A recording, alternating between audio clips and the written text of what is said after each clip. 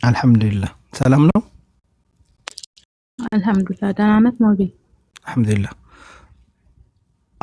ኮፒ ሊንክ እያዘ ነው ኔትወርክ። አንተ ጋር አንተ አትሰማም ከነጭራሹ ሚዩት ነህ። አይ ለግል ነገር ነበር የፈለኩት ማለት ያኔ በኋላ ነኝ። አሁን እኛ ከአጀንዳችን አንወጣም። በኋላ ማታ ነኝ አስገባሻለሁ። አሁን ቶፒክ አለን የጀመርነው በዚህ ጉዳይ ነው የምናወራው። አደራህን ሞቢ በጣም ነው የፈለኩት አደራ። ማታ ነኝ ሶሪ ይቅርታ አድርግልን። እዚህ ጋር ያላችሁ ሰዎች ከቶፒካችን አትውጡ። ቅድም ተናግሬያለሁ፣ ደጋግሜ ተናግሬያለሁ። ስለዚህ ማታ ላይ ነው አስገብቼ በተራ በተራ አናግራቸዋለሁ። አሁን ላይ ግን አሁን የሰራሁት ቪዲዮ አለ፣ በዛ ላይ ሀሳብ እፈልጋለሁ። እስኪ ሀገራችን ላይ እንደዚህ ገንዘባቸውን በገዛ ቤተሰባቸው የተበሉ ሰዎች አሉ ካሉ ሀሳባችሁን አካፍሉን፣ ለሌላው አስተማሪ እንዲሆን። ለምን ሌላው ጥንቃቄ እንዲያደርግ ምን እንደማድረግ እንዳለበት ልንማማር ነው። አለቀ። ማታ ላይ ነው አስገባችኋለሁ ወይ በኋላ ላይ አስገባችኋለሁ ወይ ትንሽ በዚህ ላይ እንሄድበትና አስገባችኋለሁ። ፕሊዝ ጋይስ። ኦኬ ሚ ትላለች። ኦልራይት ሰላም ነው። የገባ ሰው አለ? ሄሎ ሰላም ወይ ሰላም አለይኩም። ወአለይኩም ሰላም። ኩን ፈየኩን። እሺ ሙቤ እርዳታ እንፈልገን ነበረ። እንዴት እህታችን በጣም ታማ በሞትና በሽረት ውስጥ እየተናገርን አሰቡ። በምን አይነት አማርኛ እንደማስረዳችሁ እናንተ ምን አይነት አማርኛ እንደሚገባችሁ በአረብኛ ልንገራችሁ። እስኪ በአረብኛ ወይ ጀርመንኛ ልንገራችሁ፣ ቻይንኛ፣ ቱርክኛ ምን በሉ። እኔ እችላለሁ፣ ማልችለው ቋንቋ የለም እንዴ። ለሐውሊላህ ያ ረቢ። በኋላ ላይ ነው ኮሜንት ክፍት ነው እኮ አንተ አይታይም። ከተከፈተ ቆይቷል። 50,000 ሞልቶ 5,000 ሞልቶ አልፎ ታብታቡን 200,000 ያርጉት። ለአንተ አይታይም። ኔትወርክ የለም ሀቢቢ። እኔ እንደዚህ አይደል ኮሜንት ላይ የሚያደክሙኝ መጽሐፍ እንጂ የሚመለስላቸውን አያነቡም። ለዚህ እኮ ነው። እሺ አይ ኑራ እስኪ እኔ ብላለች ሚ ብላለች፣ እንስማት። ኑራ ሰላም አለይኩም። ወአለይኩም ሰላም ወራህመቱላሂ ወበረካቱ። አልሐምዱሊላህ። አንቺ ገብቶሻል ጉዳዩ? ተረተሽናል? አጀንዳሽ? ገብቼ ቪዲዮውን አይቼው ነው የመጣሁት። ማሻአላህ ሹክራን።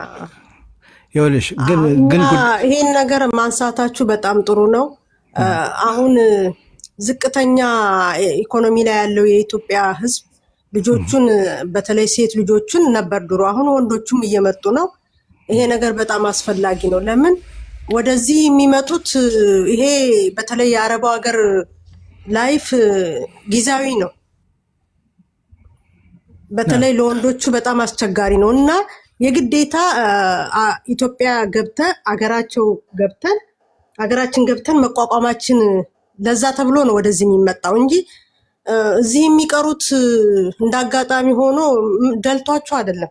ከባድ ህይወት እያሳለፉ ነው ያሉት። እዚህ ከመቅረት ደግሞ ሰርቶ አገር ገብቶ አገር ላይ እንደው ከፍተኛ ደረጃ ባይደረስ እንኳን ለመኖር ያክል እንኳን ያለ ነገር ቤተሰብ ቢያቆንትን ቢያኖር ጥሩ ነው። ለምን አሁን አላህ ቤተሰብ ትልቅ ቦታ አለው በአላህም በኩል። ስለዚህ አሁን አንድ ሰው ወደ ቤተሰቡ ነው የግዴታ ብርም ላከ ተቸገረም እንትን አለ ተደሰተም ቤተሰቡ ነው። ያሁን ሲቸገር ቤተሰብ ነው አሁን ወደ እናንተ እንደዚህ የተሄዳ ቀረች ወንድም ሄዶ እንደዚህ እንትን አልፈልጉልኝ የሚባለው። ስለዚህ አሁን እዚህ ጋር መጥቶ ወይ መታ ሲገጥማት ብሩን የግዴታ ለቤተሰብ ነው የምታስገባው። አሁን በራስ አካውንት ምናምን ይባላል። አሁን እዚህ ሆነው በራስ አካውንት እዛ ይገባል አይደል? የሆነ ነገር ሲገኝ መግዛት አይቻልም። ያቺ ሰራተኛ ሴትዮዋ ወይ ሰውየው ካልሄደ ምንም ማድረግ አይቻልም። ስለዚህ ቤተሰብ ሊያስብበት ይገባል። አሁን አንድ ልጅ ከተላከ እዛ ያለው ልጅ እዚህ መታ የምትሰራውን መብላት የለበትም። እሱም ሌላ የራሱን ህይወት መፈለግ አለበት። ብዙ ጊዜ የሆነ በተለይ ሴቶች 2 ሴት ወይ 3 ሴት የላከ እዛ 4 ወንድ 5 ወንድ ልጅ ቢኖረው እነሱን ቁጭ ብለህ ብላ ነው የሚለው ቤተሰብ ራሱ። ይሄ ትክክል አይደለም። ይሄ ነው አሁን ትልቁ ችግር እየፈጠረ ያለው። እና በዛ ላይ ደግሞ አሁን እዚህ መጥተው የሚሰሩ ሰራተኞች አንደኛችንን እንሄዳለን ይላሉ። ይሄ ባይሆን ጥሩ ነው። እየሄዱ ቢመለሱ ጥሩ ነው። ለምን እዛ ያለውን ነገር አይተውት ወደፊት ስመለስ ይሄን ባረግ ይሻለኛል፣ ብሬን እዚህ ላይ ባወጣው ይሻለኛል።